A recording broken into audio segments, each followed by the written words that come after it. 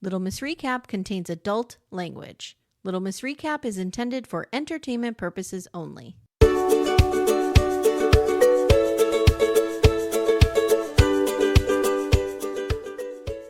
Hi everyone, welcome to Little Miss Recap. My name is Amy. I am Amanda.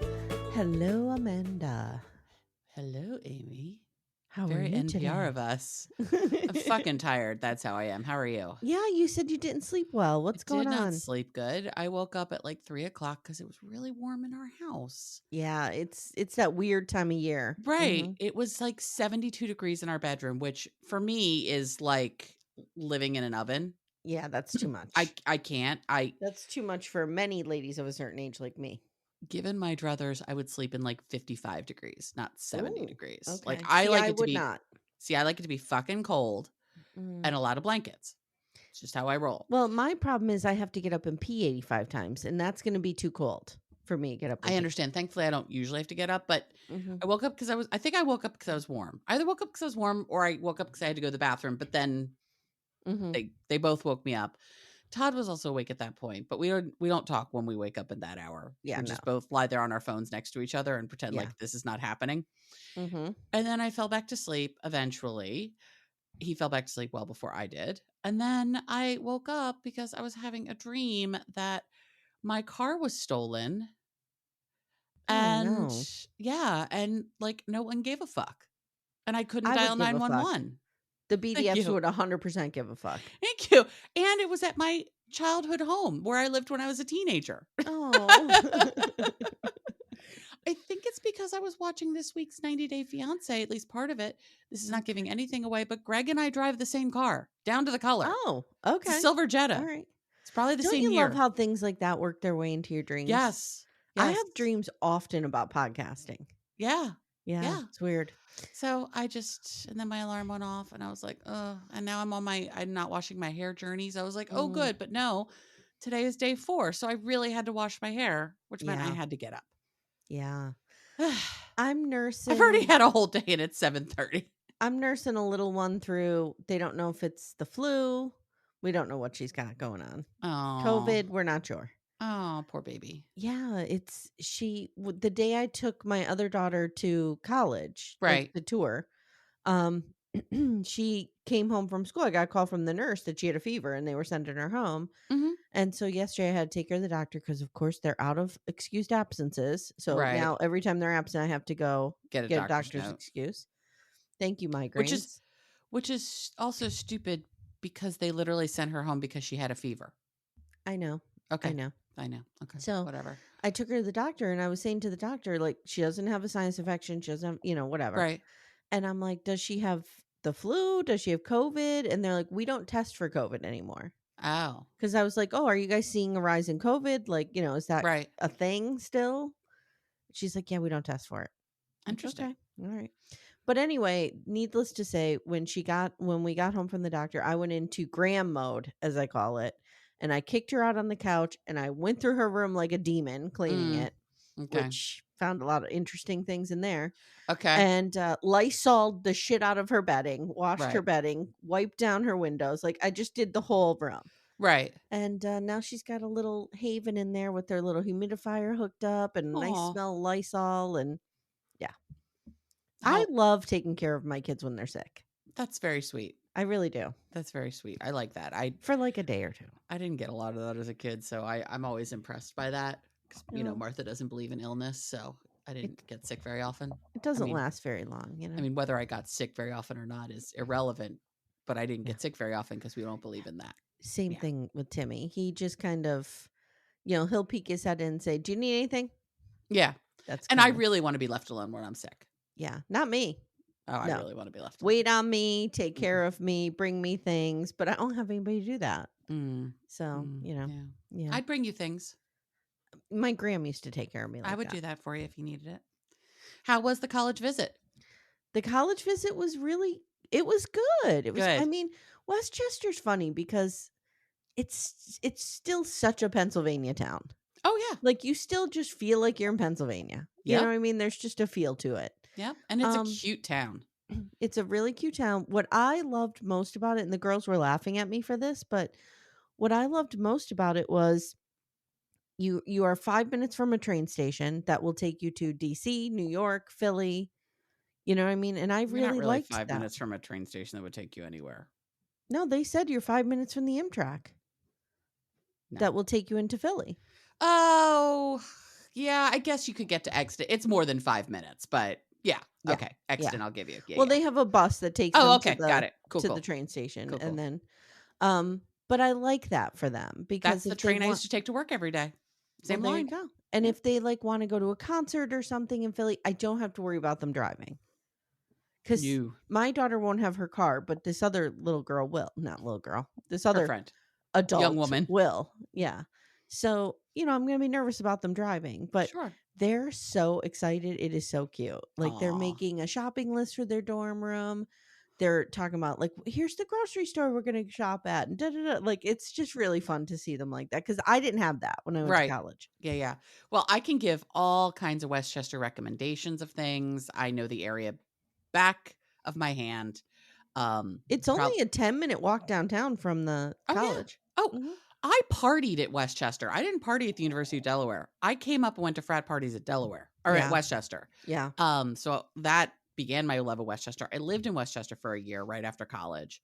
And then Okay. my church, you probably drove right past my church, Okay. which is Oh, I think right I on High did. Street. I think I did because we drove past a church that had, like, a Black Lives Matter Big gray and building that doesn't look like a yes. church. Yes. Yep, that's my Yes. church. Yeah. That's my Okay. church. Alright. Unitarian Congregation of Westchester, baby. But we had a good visit, and Good. I have a poem and a blog post all ready to go Okay. that, I've been writing in my head for a Okay. couple days, so Okay. I'm ready.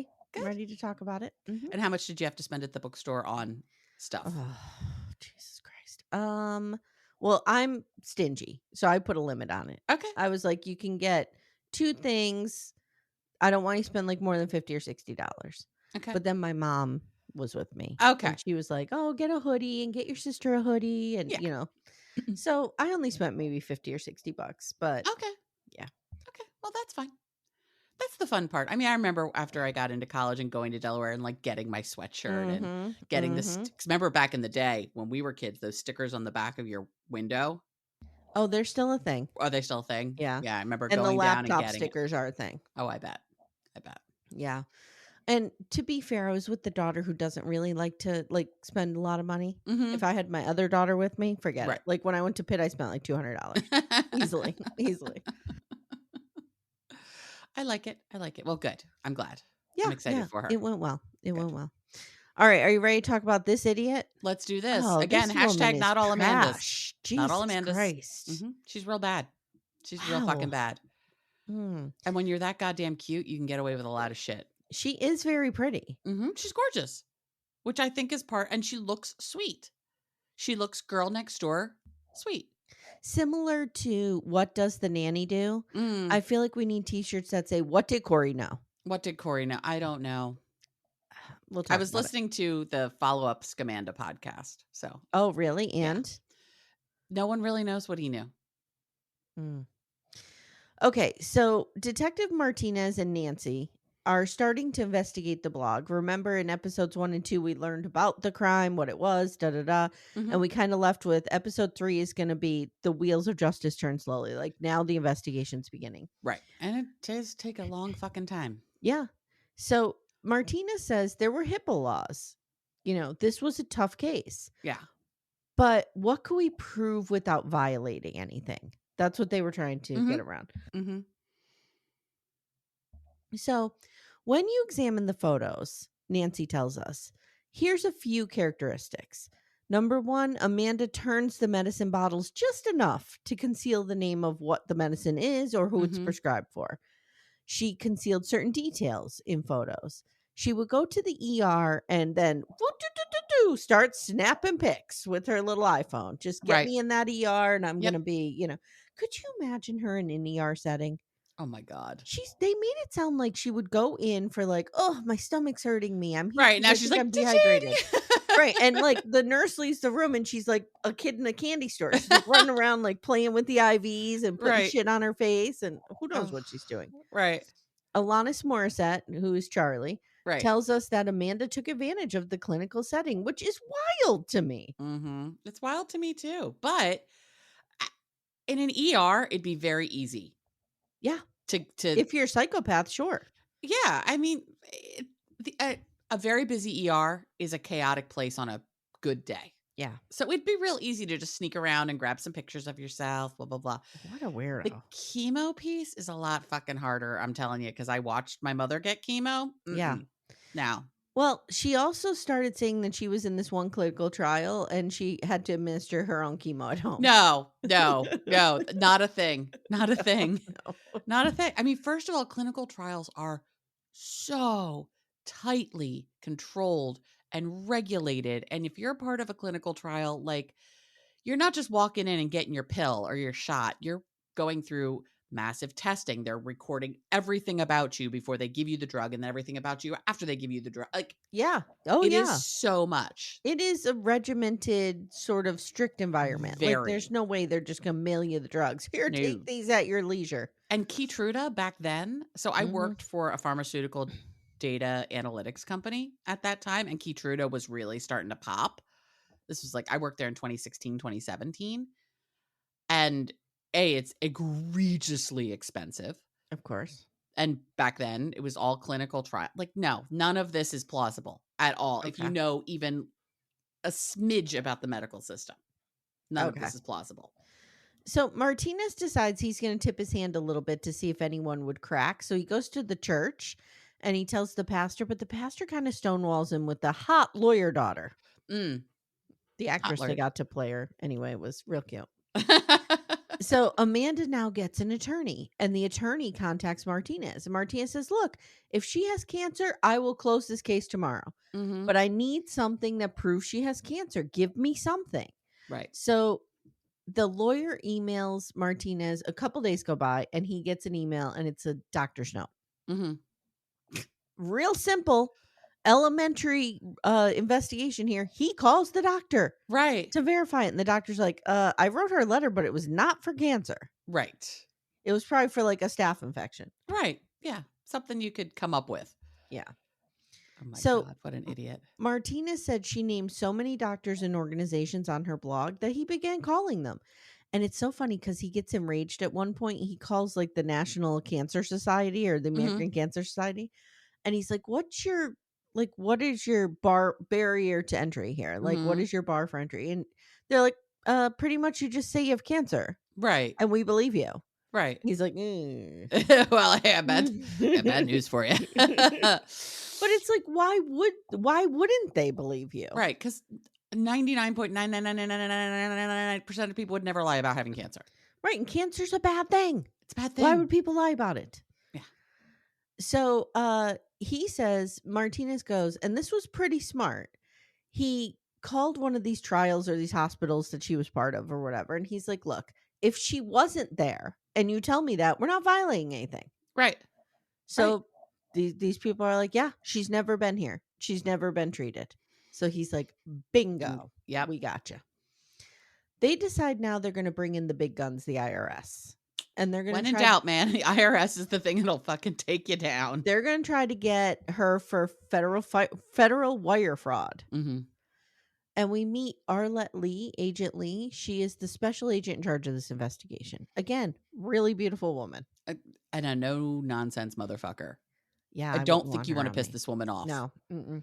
It's not that she was mean, it's not anything like that, but I could just tell, like, she doesn't have a sense of humor about this shit at all. Mm-mm. Mm-mm. Mm-mm.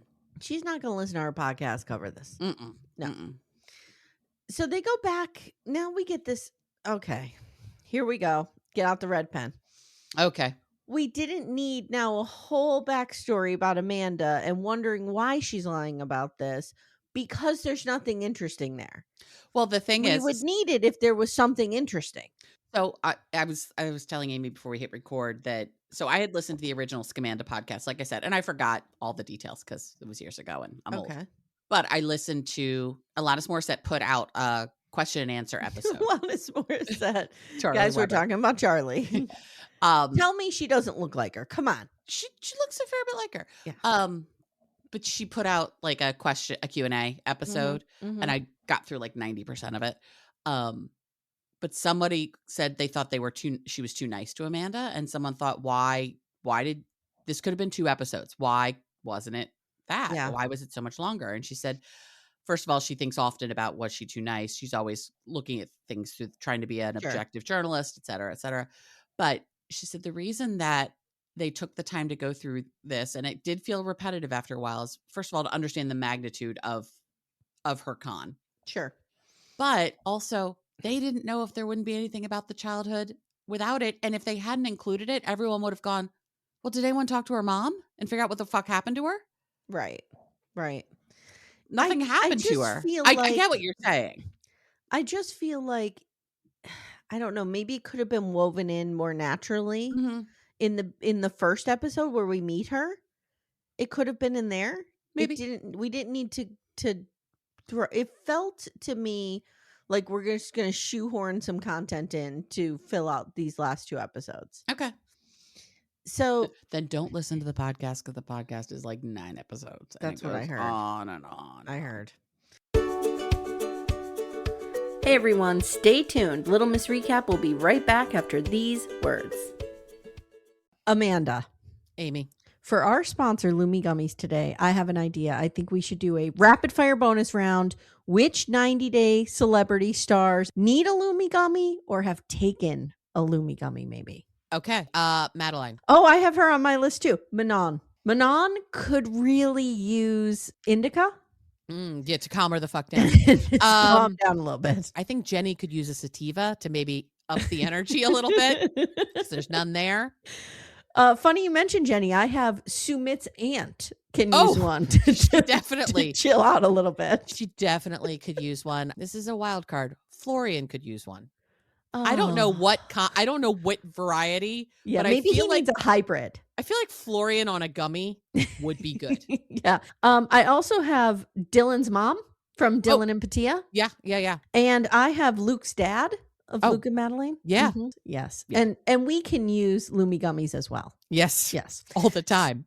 Consistent, mellow, and super delicious, Lumi Gummies are specifically designed to make you feel good, not stoned. Whether you're looking for an end-of-the-day de-stressor, a midday mood boost, or help getting the best sleep ever, Lumi Gummies has a strain that's right for you. So, Amanda, our flavor that we like a lot in this home is the sour strawberry cookie hybrid. Ooh, is it particularly sour? It's not super sour because I don't like sour things. Yeah, I don't either. But I just find that it's the perfect blend of up and down. It's right in the middle. Nice. But you feel good. I really like it. I'm a hybrid girly myself, and I'm going to go with the watermelon sorbet because I do enjoy watermelon, and it's just a nice, cool, chill evening of watching TV. You know what I need to do? I need to take one before Sister Wives comes out. Before I meet my arch nemesis in the ring. Yes. I think it would help you a great deal. I think it would help Cody Brown a great deal. Oh, absolutely. Absolutely. Yeah. Guys, Lumi Gummies are available nationwide. Go to lumigummies.com. That's LUMI gummies.com. Use code Little Miss Recap for 30% off your order. That is Lumi Gummies, LUMI gummies.com. Code Little Miss Recap. Lumis.com. Code Little Miss Recap. It's 30%. And the link is in the show notes if you guys need it. So we meet Trisha. She and Amanda were friends in 6th grade through adulthood, and she says Amanda used to tell lies. Mm-hmm. Okay. Mm-hmm. She does say something interesting. She's like, they were lies that made her feel better about herself. Well, most lies do make us feel better about ourselves. Right. Or try to get us out of trouble. Yeah. One of the two. Some of the lies were that she was ambidextrous. Or that she lied about things to make herself special and different. Yes. Or that her family had annual passes to Disney. But most kids do. Right. Yeah. Of course. But she got addicted to it. Yeah. Her parents were Tom and Peggy. And we get this little comment from, I think is it maybe Nancy? I think it's Nancy. She's like, I thought it was weird that Peggy wanted to be called Goddess and not Grandma. I agree. That's weird. Glamma is cute. Mimi's cute. Things like that. Goddess? That's a Darcy and Stacy move. I'm not into Glamma. I'm fine with, Mimi. But yeah, Goddess is fucking weird. It's weird. It's fucking weird. It's not cute. I mean, you're talking Gen X here. We used to call our grandparents by their last fucking names. Well, you did. I didn't. So weird. So Rebecca, the one who gave Amanda a lot of money, remember her, and who was friends with Peggy. she says they seem like the ideal family. And when Rebecca lost her boyfriend to stage 4 cancer, Peggy was by her side through it all. So Peggy has seen someone go through cancer. Right. Rebecca says Peggy was weird.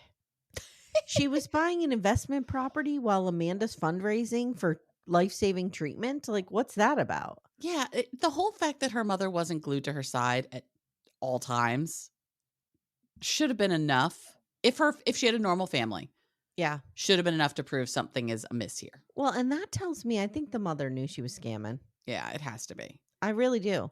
Yeah. Because, I mean, I just, I always say this. We have a behavioral science unit for a reason. Behaviors are often predictive. Yep. And I'm sorry, it is a red flag if your child is begging the public for money to fight cancer and you are buying an investment property. Yeah. That's a problem. That is a problem. Yeah. So Rebecca asked Amanda about it, and Amanda shrugged and said, well, I have a complicated relationship with my mother. Okay. And that was a little red flag. Mm. So Agent Lee also lost a sister to colon cancer. So she was real into this case, and she was able to trace $100,000. She knew there was a lot more. There was a lot more in comps and gifts and stuff like that. Donations and the cash. Like they could only, in all told, they didn't get her on a lot of money, all things considered. It's like $100,000, which she scammed over like 11 years. Which, when you put it that way, is not that much money. Right. But she was given a shit ton more, but because it wasn't through the website, they couldn't count it. Don't forget, guys, when she was at church, they were throwing money on the stage. Mm-hmm. Mm-hmm. Just and like they did that a bunch of times. Just like she was, as what my mother would call, a lady of the evening. Yes. Yes. So, I love old people euphemisms for shit. Angie's another supporter. Okay, didn't need this. There's really nothing here. Did Corey know? This was an interesting part. We don't know, but he was with her all the time, according to her blog and social media. And now we get a chat with Dr. Ho, who tells us she's a psychologist who's not treated, does not know, and has never met Amanda. Okay, I'm glad you're here. Yeah, thank you for your service. She tells us that factitious disorder, which is previously known as Munchausen, is more than likely one of the signs is that you speak highly of the illness. I thought this was interesting. Yeah, I do too. And we see a bunch of clips with Amanda being like, yeah, I'm thrilled I have cancer because, it's brought me closer to God and I've learned so much because of my cancer. Yeah. I never thought of that. Dee Dee Blanchard did that shit too. Oh. We're Gypsy's a gift from God and all that. It's interesting because when she was talking about it, and she does bring up Munchausen by proxy, I was like, thank God she never did anything to her sons. Oh, thank God. Like, she was the target of all of this. And actually, she didn't even do anything to herself. That's true. She didn't make herself sick. She just pretended she was sick. Alita is back in the documentary now. Remember, that is Jessa and Jamie's mother. Mm-hmm. And she cries remembering having to hand over custody. Amanda, she also paid these assholes a bunch of child support. Yep. Wow. Yeah. Wow. Yeah. The fact that Alita hasn't gone and like burned everything to the fucking ground is a testament to her self-control. Class. Yeah. Something. Well, one of the things I loved about Alita is, so at the end of episode 3, we see that they now have enough to issue a search warrant on Amanda's house. And the raid begins, and they go in and they're like all, the police are all militarized, these FBI agents or whatever. And they bust in the house, which I'm like, how'd you get the right one? Because all these houses look the same. And the best is Alita and like a couple friends are there in their car, like taking video of it and like being thrilled about it. It's so great. That would be us, just so we're clear. 100%. Okay. Yeah. Yes. So episode 4 starts with talking about that. Alita's like, okay. Now, here's where the documentary went wrong. Okay. Alita says, I got back custody of Jessa because, Amanda's family threw her party on a 30th birthday cruise and something went down with alcohol and da-da-da-da. What? More on that, please. Yeah. More on that. That was like yada, yada, yada up a little too much for me. I want to know what happened there. Amanda, what happened on that cruise? I don't know. like, was there P and V of people that there shouldn't have been? Not the kid. I No. just mean, did the kid witness it? Maybe. Wow. I don't know. Okay. Jessa is told of the faking, and she said she had already we don't hear from Jessa in the documentary at all. And Alanis Morissette talks about that in the podcast I listened to. Oh, okay. Jessa had total choice and control over what she was included in and what she wasn't. It's not that they hid her. This was all of her own design, and her own choice. She said she only wanted to tell the story once and then not again because it was incredibly traumatizing to her because she thought her friend, then her stepmother, was dying for years. I'm glad that they gave her that autonomy. Me too. Yeah. So Jessa's told of the fake cancer, and she said she was already suspecting something because she found just a random IV in her brother's playroom. As you do. I mean, I had that little doctor kit as a kid, you know, with the little stethoscope. Oh, we all did. Yeah. Yeah. So it probably wasn't that. It probably wasn't Fisher Price level. No, it wasn't, I'm thinking. It wasn't the Akagi Fisher Price divorce. This is not Fisher Price cancer. Oh, dear God. So now we see these text messages between Jessa and Amanda. And basically, Jessa's asking her, what's going on? And Amanda's basically like, I don't need to explain myself to a 13-year-old. Fuck off. You're disrespectful. Don't ever talk to me again. What? Wow. This is a kid. And this is somebody you've been in their life for like... since they were a baby. 8 years. Yes. More than that. Because remember, she came into the family when Jamie was a little kid because Jamie was sick. Oh, that's right. And she was there to be their like dance teacher. That's right. She knew Jessa since she was a baby. This is ridiculous. It's fucked up. Now, I do think that there comes a time and a place when you can say to your child, I don't have to defend, of course, what's happening here. But that's in a healthy relationship. This is not healthy. No. So the little boys, her sons, were told they may need to donate blood marrow, and Nancy's like, she let her kids think she was going to die. That's fucked up. Like, we don't think about that. The obvious crime is the scamming of the cash off of everybody. Sure. But think about what she put her children through. It's fucked up. It's fucked up. I've told the story on the pod before of how Josh, my bully in like second grade, told me that my mom died in a car accident because she was like picking me up. And even that like 20 minutes was like some of the most traumatic 20 minutes of my whole fucking life. My kids lose their minds when they think anything is wrong with me. Could you imagine? Yeah. Oh my God. Yeah. No. I was an adult and my mother legit had cancer and I lost my goddamn mind as an adult. Yeah. Yeah. It's fucked up. So the babysitter, remember her, she believes Corey knew about this. I think Corey had to know, Amy. Well, I believe in Martinez's theory. I think that Corey didn't know at first, and then knew at some point, but was too far in. Still went along with it. Yeah. And Martinez is like, it's almost impossible to tell when Corey found out. We don't know when that switch happened. So word starts to spread, and the pastor of the church is like, yeah, we're not giving them money anymore. This is done. So Amanda basically runs away, and she gets a job as a principal of an elementary school, Pacific Point. Right. Was she qualified to be a principal? What was she? Here's the thing about being a principal at a school like Pacific Point or one of these small little Christian schools. Spoken as somebody who went to a what school? What did you go to? Oh, I went to a Waldorf school. So is Waldorf similar? Like not in their curriculum, but in the way that they're not governed, right? Well, private schools are not governed in the same way public schools are. Right. Full stop.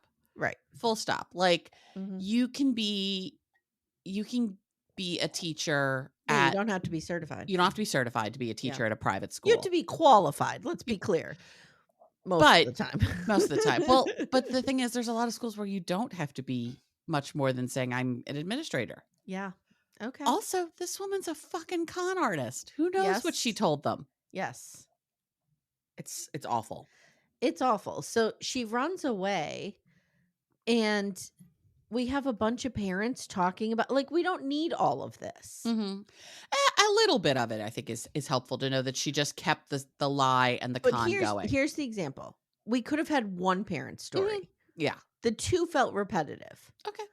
But anyway, we get a story from a mother who's like, my kid went to Pacific point. We loved Amanda. We thought she Mhm. was great. My kid was sick, so she was really amenable to us, like, Mhm. Dealing having with to be that. gone a lot and whatever. Here is the real crime. She faked cancer and started fundraising while the school was already fundraising for another staff member, Miss Cindy. Uh-huh. So Miss Cindy is a beloved staff member. Right. Okay. She had previously had cancer. She unfortunately has to make the announcement that her cancer is back and it's not good. No. The school immediately, as you do, they come together for Miss Cindy. They start fundraising for her. This bitch now Yeah. decides she's going to say she has cancer too. Yeah. And they split the fundraising between the two of them. It's a Do you fucking believe this asshole? it's a fucking nightmare. Also, I figured out why your cord is making noise. It's Oh, I see wrapped it. around the back there. Oh, I see it. Yeah. Okay. Okay. It's all tangled up. I'm gonna have Yeah. to like Unplug it and do the unplug it and dangle do the upside thing. down so it Yeah. unfurls itself. We're Yeah. leaving it in. Let the BDFs hear this. Okay, Okay. there you go. All right. We're doing it live. We're doing it live. So, Amanda, this is a huge crime, in my opinion. Mhm. I mean, Poor Miss Cindy. Miss Cindy fucking died Yeah. from her cancer. Yeah. And this bitch is sitting there collecting money. Mhm.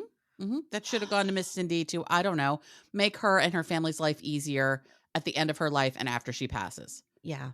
So the parents from Pacific Point are real pissed off. Uh-huh.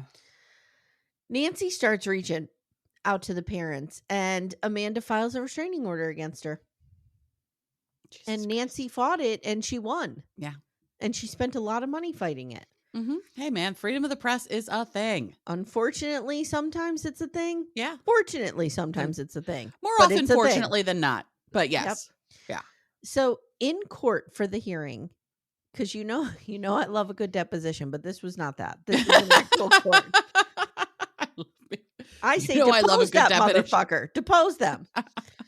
And you can take the fifth during a deposition. And as I we learned. erroneously thought you had to tell the truth during a deposition. No. So in court for this hearing, Corey testifies. And in his testimony, he says he has been at his wife's side for all of her appointments for the past 5 years. There you go. But it's on has record. he? That's the question. Well, he testified to it. I know. I don't know. I mean, this guy's no fucking good. No. He fucked off with the babysitter. No. He fucked off with the babysitter. Right. So finally, Amanda is charged. Now, she is charged in July 2020. So this took 5 years from when Nancy started investigating. Mm-hmm. And poor Alita's over there like, please get these motherfuckers. I know. By the way, Amanda knew about it very early on. People really? as soon as Nancy started sniffing around, people tipped Amanda off. So Amanda knew about it all along. Amanda and Charlie spoke a number of times. Yeah. And Charlie was like, I'm just investigating. Like Nancy. Amanda and Nancy spoke? No, Amanda and Charlie. Amanda and Alanis Morissette. Okay. Yeah, I do have that because she talks to her in the documentary. Yeah. So, but no, even like during, like way earlier. Amanda knew this was being investigated for a very long time. Okay. So how did Charlie come to the story? Because it sounds like Nancy did all the research and they got Charlie to be the host of the podcast, right? Charlie's an investigative reporter herself. Oh, she is. Okay. Yeah. That's what I missed. Yeah. And she's an author. She's written a book on trauma, etc. Yeah. Okay. Well, we could have had that information in here and we didn't, I feel like. So everyone who donated got a letter from the DOJ saying you were the victim of fraud. Imagine getting that letter. Wow. Rebecca says she gave between $20,000 and $30,000 to Amanda. Probably a lot of that wasn't through the website. No, and she's pissed off and she calls Peggy, Amanda's mother. And Peggy says, this is ridiculous, Rebecca. You know our girl. I was at her doctor's appointments with her. I saw her getting chemo. This is ridiculous. Somebody has it out for her. Ugh. I know. You're out to get her. So to prove her point, Amanda invites Rebecca to go with her to an appointment and cancels last minute. But then she FaceTimes her from a hospital. Now, again, is she in the hospital saying like, I have a migraine? Right. We don't know. I mean, think about it, Amy. You walk into a hospital. Girl walks into a hospital. Girl walks into a hospital. You walk into an ER. You say to the charge nurse or whoever it is who checks you in, the receptionist, whatever, and you say, I've been throwing up for 4 days straight. I can't keep anything down. They're going to plop you in a bed and they're going to plop an IV in you. That's true. Immediately. Well, Yeah. probably not immediately because there's probably a gunshot wound right behind her. But you know what I mean? There's Like probably 18 hours that you have to wait. everyone's like, oh, it's really hard to get an IV. Actually, it's really fucking not. Because no, all it it's is not. saline. For the most part, it's not going to hurt you. Yeah. So it's not hard to get a saline. And please, we need backdoor friend, medical correspondent Meredith to correct me if I'm wrong. Yes. Yes. So Amanda essentially pleads guilty. Mhm. She was charged with wire fraud and false information on bankruptcy filing. She pled guilty to get some of the other charges dropped. At her sentencing hearing, a bunch of these people testified against her. And even Lisa Berry, they pulled her out from episode 1. Yep. And she testified because she felt it was important to show that Amanda had done this before and would do it again. Yeah. That's the key, is that this is not just a one-off, like, I'm doing a weird little thing. Like, she will absolutely do this again. Jamie didn't testify against her, but she wrote a letter and she reads it in the documentary, and it's heartbroken. Because don't forget, Jamie loved Amanda. Amanda came into her life and like taught her gymnastics and shit when she was not dying, but when she's very sick with cancer. So she idolized Amanda, and she, really was heartbroken about this. Amanda read a statement that didn't satisfy anyone really and didn't take a lot of accountability. Nope. The judge was really pissed and sentenced her above the recommended guidelines. Mm-hmm. And she was sentenced to 5 years, and she was also ordered to pay restitution. Now, did they talk about, did she pay any of these people back? I didn't get to that part if they did, but the recommended sentence for this was 12 to 18 months, and he gave her 5 years. Wow. Good. Yeah. Good. Yeah. So after sentencing, Alanis Morissette, Charlie, gave Amanda her card, and a few hours later, Amanda reaches out. Mm-hmm. And this bitch, like, you could tell she likes to have attention on her. Absolutely. That's attention-seeking behaviors. Exactly. Because she's immediately like, oh, I like the way you reached out to me. Do you want to talk? Uh-huh. The last thing you want to do, let me put it this way. The last thing any reasonable person would want to do if they were guilty of this crime is would talk be to a journalist. Talk to the journalist. Yeah. No fucking way. Mm-mm. I'd be like, I am dead to the world. No one never knows who I am ever again. Hey everyone, stay tuned. Little Miss Recap will be right back after these words. So they talk quite a bit, and she launches the podcast in May 2023. Amanda couldn't listen to the podcast in prison, but Charlie says that Corey and Peggy listened to it and told Amanda that Charlie was objective, and, she handled it well. June 2024, we see Alanis Morissette / Charlie self-filming. She's talking with Amanda in prison. And after the call, Charlie reports that Amanda and Corey are divorcing. Mm-hmm. This is interesting. And we learned Corey's the one who filed. Uh-huh. Uh-huh. Now Amanda But he stood by her for a long time in prison. Yes, he did. And now he's starting to spread the narrative, Amanda is, that the money was for all of his custody battles for Jessa and stuff like that. She cried about her children on the phone call. She's sorry and she wants to take accountability, but she's still saying she has health problems. Okay.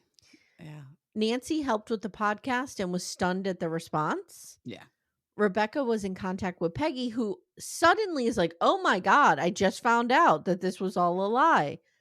And Rebecca's like, girl, you said you saw the chemo going in. Right. Yeah. What are we talking about here? Okay. And then I have just a little after that I found somewhere on the internet, but you could fill it in a little bit. Okay. Riley began serving her sentence at Federal Medical Center Carswell in Fort Worth, Texas in September 2022. She has since been moved to RRM Long Beach, a residential reentry facility in San Pedro, California. And in August 2024, San Francisco Chronicle report detailed how Riley's deceit has allegedly continued in prison. According to prosecutors, she was transported to an emergency room 24 times during her first 18 months of incarceration. Her complaints ranged from a rapid heartbeat and chest pains to a cut on her head. Jesus Christ. That's where we leave her. So what interesting did you get from the podcast? I shared most of what I got already. Okay. Alanis Morissette very much does not believe this was about money for Amanda. Interesting. Okay. I mean, the money's nice, but that was not the motivation. The Okay. motivation was the attention Okay. and the adulation Okay. and the being special and the Okay. being noticed all the time. I get that. Yeah. I feel like there would had to have been a shit ton more money for it to have been about the money. I agree with you. I You think it was know? about the attention. And I get it. Like if someone plopped like the $110,000 or whatever the total wire fraud was, if they plop that money on this desk right now, Mm-hmm. the amount of anxiety I experience on a daily basis would disappear significantly. Same. Yeah. Same. But it's not that much money when it's over like 10 years. Yeah. And it's just, it's not nothing, but it's not everything either. Okay. So I was trying to think like, what is the worst thing she did? Because it's so bad on so many levels. Oh, yeah. But I feel like the worst thing she did was what she put her kids through and her family. It's what she put her If kids. they didn't know. If they didn't know. It's what she put her kids through. And I think it's what she did at Pacific Point to that other teacher. Yeah. Yeah, that's... Well, and you could make the argument that even though we didn't know the other people could have benefited from all these other charities. Yeah, true. Absolutely. You're taking it away from somebody. If these people are willing to give their money away to charity and they gave it to her and not to somebody else, would they have given it to someone else? I don't know. Like, if you were dying of cancer, I'd give you more money than I'd give some random person. Oh, thank you. You're welcome. That I may never donate money or gifts just randomly. Right. Above and beyond. I just do charitable donations. But like, it impacted all of these charities. It impacted the church. It impacted, that poor woman turned into a fucking believer because of the smoke machines and this woman wetting herself on the floor. The atheist. Who also looked a little bit like Alanis Morissette. What's going on? What is it? Is everybody who gets involved in this like morphing into Alanis Morissette out of nowhere? Is that how that works? Oh my God, that's fucking hilarious. No, it's heartbreaking what she did. And it's the... What's going on? Leo's throwing up. In front of you? No, he's outside the door. We're having an issue. You told me you were going to tell me. So yesterday, here I am working. The puke can wait. Just let bacon into the carpet. Go on, tell me the story. It's fine. That's why I have spot shot. It's fine. So he's sitting back here like he does, like many a person has seen him do. Yeah. All of a sudden, he stands up and he starts going, oh, he was going to puke or something. But it was this noise I have never heard him make. Yeah, I've heard that noise before come out of my pets. And I was like, oh God, what's happening? So I tried to pick him up. He doesn't want to be picked up. And then he's on the bed doing the like hunch over, like I'm going to puke. Yep. So I throw him into my stepson's bathroom because I'm like, at least that's not going to happen on the blanket. I thought you were going to say you threw him onto your stepson's bed. He has thrown up on his bed before, but he doesn't know that. So that's fine. And so then he puked and then he seemed to be a little bothered, but now he seems... What he does is he eats too fast. Okay, so you need to get him the bowl. We have the bowl. Okay. We have the bowl that has the things. Yes. I don't know what to do with him. I don't know. I don't know if he just has a delicate system because he's very older. sensitive. He's a very sensitive boy, but he just puked again. God damn it. By the way, I brought my mom with us to the college tour. Yes. And the whole way down, she delighted in telling my children, well, my child and her friend, about how mommy used to cry every single night when she was a little girl. Don't your girls know that? Because that's just a fairly well-known story about Amy Archer. I don't know if they believed me. Oh. And they were like, what? And then she's telling about how she used to get called to the school constantly because I was always at the school crying. And it was often, she said, one time I went and it was literally because a boy stood up in class and said he liked you. And you were having a breakdown. I had to go to school and get you. So then we were talking about therapy and I was asking my daughter if she ever cries during therapy. And she's like, no, just once I did, whatever. And right. I'm like, so she goes to the Amanda Lipneck School of Therapy. I'm like, I cry almost every week. And my mother's like, yeah, I'm not surprised. Thanks, Mom. Mom, you're the reason. No, yeah. But so we revisited Amy's crying. I see. I'm sorry about that. Yeah, no. But Tell I your daughter say I don't that, cry in therapy, so but I say that to say maybe Leo is sensitive like I am, maybe he is sensitive and like you he are. just throws up instead of cries. And then he cleans it up himself, so it's really gross. Oh, yeah, yeah. Yeah. Well, Nellie cleans up all sorts of stuff over here that's not her own. So, oh, pets. Oh, God love him. All right, guys, let me see what else we have coming. Today's Saturday, right? They're It is hearing this Saturday, Saturday. yes. Happy birthday month, Amanda. Oh, thank you. Yes, my birthday month starts on Saturday. Can we give a little sneak peek as to what I got you for your birthday? Yes, we can. They're gonna hear it on You're going to hear it 90 Day. on 90 Day, but let's just say I too am going to have a wildlife child to report on a regular basis. So, Oh, and by the way, the mystery has been solved. Merlin is the same Merlin. I So figure. we are, yeah. Yeah. It's a singular whale theory. Okay, so tomorrow you are going to get your Sister Wives rewatch if you are on our paid feed. 90 Day Last Resort will come out Monday and Tuesday. We got Yellow Jackets, Mad Men, so it's all the same. It's all the It's same. all the same.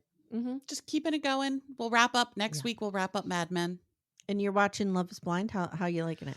So we're watching Love is Blind. We've wrapped up 3 episodes. We're just taking a long time through this. First of all, the episodes are long. And they're boring. Well, I'm enjoying it. But all the men are very generic. Yeah. But when Joey and Monica met, first of all, she was a lot. Mm-hmm. Yeah. Mm-hmm. I like them though. I like them too.